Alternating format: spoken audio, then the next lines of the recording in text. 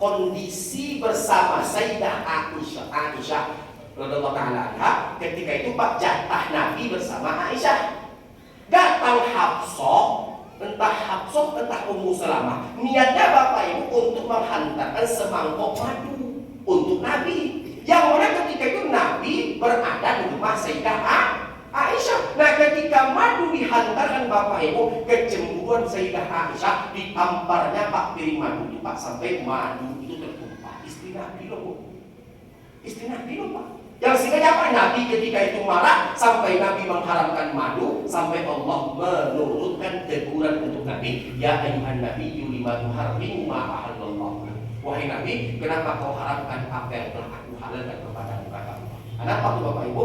Kalau seorang ibu tak lagi cemburu kepada anaknya, berarti lukanya tak lagi bisa untuk disembuhkan. Paham Bapak Ibu? Paham? Jadi kasus seperti ini Pak sudah sering saya dapatkan. Sangat banyak saya dapatkan perubahan pada anak laki-laki yang ketika telah menikah. Dan bahkan nanti Imam Ibnu Qudamah mengatakan Bapak Ibu dalam sebuah perumpamaan, bagian tersampah dari seorang anak laki-laki, mereka memilih membahagiakan perempuan yang baru mereka kenal ketimbang membahagiakan perempuan yang selama ini telah berjuang membesarkan mereka. Jadi kita laki-laki ini Pak yang sibuk dengan istri, yang sibuk dengan anak, itu tak ubah seperti ongkokan sampah. Bok sampaikan kepada anak laki-laki ibu di rumah, wahai anakku sayang, dirimu diriku, jiwamu jiwaku, ragamu ragaku, hatimu hatiku, darahmu darahku, semua yang kau punya adalah milikku. Wahai anakku sayang, Nabi kita bersabda, anak laki-laki itu adalah milik ibunya, selama-lamanya adalah milik ibunya. Nah, ini kasus pertama Bapak Ibu. Kasus kedua, ada seorang anak menelpon kepada saya, Ustaz, apa hukumnya Ustaz? Saya berlima bersaudara. Ibu saya, ayah saya, tiap sebentar menelpon saya, minta uang ke saya. Nak, kirimkan token, nak, kirimkan beras, nak, kirimkan ini, nak, kirimkan itu. Saya kan berlima bersaudara Ustaz. Kenapa? Sikit-sikit saya.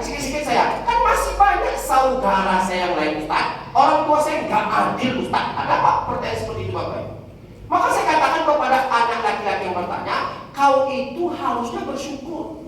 Di antara engkau berlima bersaudara, Allah gerakkan hati ibumu, hati ayahmu untuk direpotkannya dirimu. Semakin kau repot karena ibumu, semakin kau repot karena ayahmu, semakin dekat ridho Allah untukmu. Dan kalau Allah dekat kepada ridhonya kepada kita, maka kita dimasukkan ke surga atau neraka Bapak Ibu? Surga. Kenapa? Ridho Allah fi ridho walidain, wa suhtullah fi suhtil walidain. Bila Allah terdapat pada ridho, murka Allah terdapat pada murka. Jadi ketika bapak, ketika ibu, ya, ibu 5 saudara, bapak 5 saudara. Di antara bapak ibu bersaudara, hanya bapak saja yang ditelepon oleh ibu bapak. Hanya ibu saja yang ditelepon oleh ayah ibu. Sikit-sikit ngeluh ke ibu, sikit-sikit ngeluh ke bapak. Sambut Pak, sambut, ucapkan marhaban ayuhal ummah, marhaban wahai ibuku sayang, selamat datang wahai ayahku sayang. Apa yang bisa aku bantu untuk dirimu wahai ibu dan ayah? Sampaikan seperti itu. Sampaikan seperti itu. Saya pulang ke rumah orang tua saya Pak. Kata ibu saya, nak, dia boleh pergi ke Suriname Bapak Ibu? Boleh? Nah, deko kawa ang ulang. Tolong ang balian deko ibu pinyaram dari ibu ko pesantren Bagus Salam. Pinyaram tuh Pak, pinyaram. Iya. Lupa Bapak Ibu, ketika itu demi Allah saya lupa Pak. Lah saya sengaja. Pulang saya Pak. Saya mau anak saya sama istri saya. Pulang saya. Pinyaram itu Bapak Ibu lupa saya beli. Bapak lupa Bapak Ibu lupa, bukan sengaja. Saya lihat sambutan ibu saya kok berbeda. Kok seperti hambar, artinya nggak hangat seperti biasa. Bu, kami pulang dulu ya Bu, pulang lah. Biasanya Bapak Ibu kalau kami pulang tuh Pak, nggak makan doa.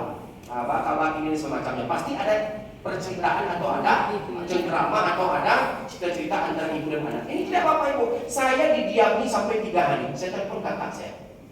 Ibu, aku baru rasul-rasul. Aku kira-kira salahkah? Yo, akang disuahnya membalik binyarap, dakwah hambarnya doh. Tentu berak ibu. Oh binyarap, astagfirullahaladzim. Coba perhatikan Pak, kan sepele kan Pak. Sepele kan Bu. Hanya gara-gara binyarap, seorang ibu merujuk kepada anaknya. Lah, mana bininya Pak? Cilpi nyaram dan minta kayaknya baliknya dan doa. Bininya pakai ame kadang-kadang ke rumah. Mahkamah santri Pak.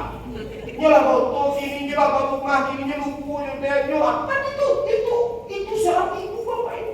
Dan kita nggak bisa salahkan. Tidak ada ibu atau ayah yang salah dalam Islam. Nggak boleh salah.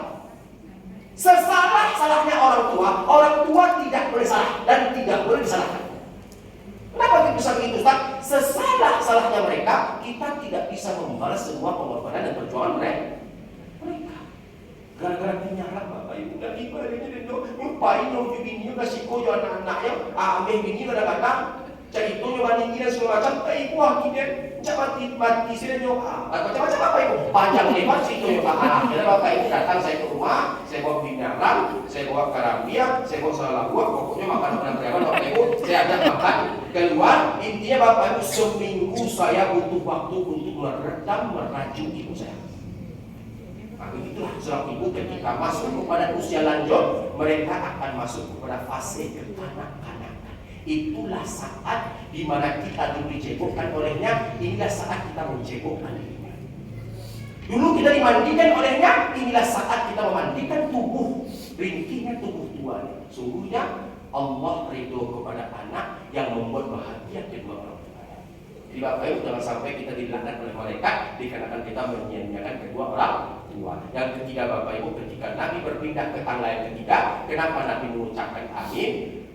Nabi mengaminkan ucapan doa Jibril yang lebih kurang Bapak Ibu seperti ini. Sungguh celaka, sungguh sengsara, sungguh durhaka, sungguh durjana seorang hamba Allah dari kalangan umatmu ya Muhammad, yang mendengarkan namamu dibacakan, namamu disebutkan, namun mereka enggan untuk bersolawat kepadamu. Dan aku mengucapkan amin. Tadi Bapak Ibu, ketika saya mengucapkan selawat kepada Nabi, Bapak Ibu banyak yang tak menjawab salam Nabi alaihi salatu wasallam. Banyak yang tak mengucapkan selawat kepada Nabi Muhammad sallallahu alaihi wasallam. Ada yang sibuk dengan HP-nya, ada yang sibuk berbicara, ada yang diam saja, ada yang melongo, ada yang memelongo segala macamnya. Intinya Bapak Ibu yang dimuliakan Allah, Jibril berkata, sungguh sengsara, sungguh celaka, sungguh durhaka seorang hamba Allah dari kalangan umat Muhammad yang mendapatkan namamu dibacakan, namamu disebutkan, namun mereka enggan bersolawat kepadamu. Aku mengaminkan apa yang didoakan oleh Jibril